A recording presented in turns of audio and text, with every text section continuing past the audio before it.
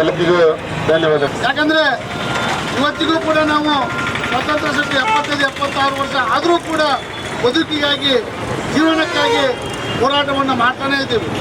ಆದ್ದರಿಂದ ಬಂಧುಗಳೇ, ನಾನು ನಿಮ್ಮಲ್ಲಿ ಇವತ್ತು ಒಂದು ಮನವಿಯನ್ನು ಮಾಡ್ಕೊಳ್ತೀನಿ.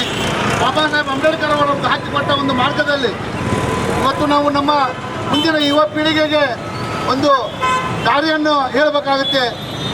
ಒಂದು ಶಿಕ್ಷಣ, ಸಂಘಟನೆ, ಹೋರಾಟದ ಮುಖಾಂತರ ಇವತ್ತು ಈ ದೇಶದಲ್ಲಿ ನಾವು ಬಾಳಬೇಕಾಗುತ್ತೆ, ಬದುಕಬೇಕಾಗುತ್ತೆ.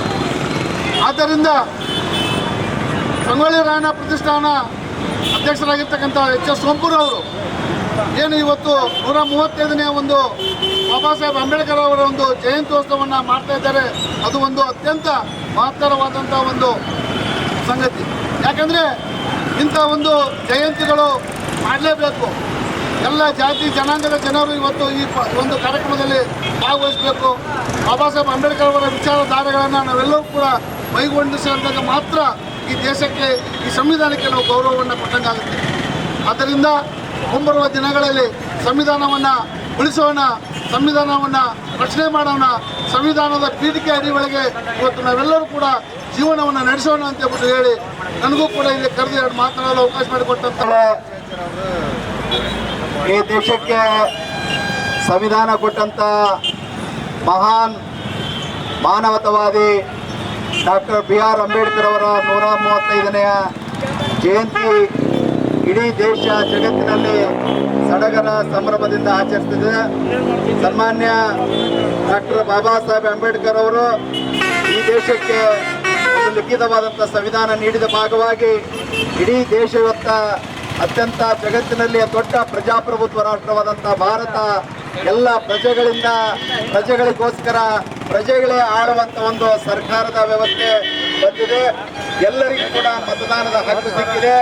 ಈ ದೇಶದಲ್ಲಿ ಕಟ್ಟ ಕಡೆ ಗುರುತಿಲ್ದಂಗಿರ್ತಕ್ಕಂಥದ್ದು ಅವಗೂ ಕೂಡ ಮತದಾನದ ಒಂದು ಹಕ್ಕನ್ನು ಕೊಟ್ಟು ಸಮಾನತೆಯನ್ನು ಕೊಟ್ಟಂಥವರು ಡಾಕ್ಟರ್ ಬಾಬಾ ಸಾಹೇಬ್ ಅಂಬೇಡ್ಕರ್.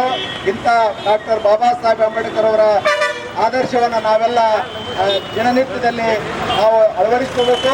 ಜೊತೆಗೆ ಸಂವಿಧಾನವನ್ನು ಸಂಪೂರ್ಣ ಯಾವ ಶೋಷಿತ, ಅಲ್ಪಸಂಖ್ಯಾತ, ಹಿಂದುಳಿದ, ದಲಿತ, ಬಡವ, ರೈತರಿಗೆ, ಕಾರ್ಮಿಕರಿಗೆ, ಮಹಿಳೆಯರಿಗೆ, ನೇಕಾರರಿಗೆ ಮುಟ್ಟಬೇಕಾಗಿದ್ದ ಸವಲತ್ತುಗಳು ಇನ್ನೂ ಕೂಡ ಈ ದೇಶದ ವ್ಯವಸ್ಥೆಯಲ್ಲಿ ಮುಟ್ತಾ ಇಲ್ಲ. ಆದ್ದರಿಂದ ಕೇಂದ್ರ ಮತ್ತು ರಾಜ್ಯ ಸರ್ಕಾರಗಳು ಸಂವಿಧಾನದ ಅಡಿಯಲ್ಲಿ, ಸಂವಿಧಾನದ ಪರಿಚಯದ ಅಡಿಯಲ್ಲಿ ಕೊಟ್ಟಂತ ಎಲ್ಲ ಮೂಲಭೂತ ಸೌಲಭ್ಯಗಳಕ್ಕೆ ಜೊತೆಗೆ ಶಿಕ್ಷಣ, ಉದ್ಯೋಗ ಕೊಡ್ತಕ್ಕಂಥ ಕೆಲಸ ಎರಡೂ ಸರ್ಕಾರಗಳು ಮಾಡಬೇಕಂತಕ್ಕಂಥ ಮಾತನ್ನು ಹೇಳಿ ಒತ್ತಾಯ ಮಾಡ್ತಾ, ಈ ಸಂದರ್ಭದಲ್ಲಿ ಈ ಉರಿ ಬಿಸಿಲಲ್ಲಿ ಕೂಡ ತಾವೆಲ್ಲರೂ ಕೂಡ ಡಾಕ್ಟರ್ ಬಾಬಾ ಸಾಹೇಬ್ ಅಂಬೇಡ್ಕರ್ ಅವರ ಜಯಂತಿಯಲ್ಲಿ ಪಾಲ್ಗೊಂಡಿದ್ದೀರ. ಕಾರಣ ಇಷ್ಟೇ, ಅಂಬೇಡ್ಕರ್ ಮಹಾನ್ ಮೇಧಾವಿ, ಇಡೀ ಜಗತ್ತಿನಲ್ಲಿ ಅತ್ಯಂತ ಪ್ರಬುದ್ಧ. ಅವರು ಅಧ್ಯಯನ ಮಾಡಿದಂಥ ಶಿಕ್ಷಣ, ಆ ಕೋರ್ಸ್ಗಳೇ ಸಾಕಷ್ಟಿದೆ. ಅಷ್ಟು ಯಾರು ಅಧ್ಯಯನ ಮಾಡಲಿಕ್ಕೆ ಸಾಧ್ಯ ಇಲ್ಲ. ಅಷ್ಟು ಆಳವಾಗಿ ಅವರು ಶಿಕ್ಷಣದಲ್ಲಿ ಅಧ್ಯಯನ ಮಾಡಿ ಒಂದು ಸಂವಿಧಾನ ಕೊಡ್ಲಿಕ್ಕಾಯ್ತು.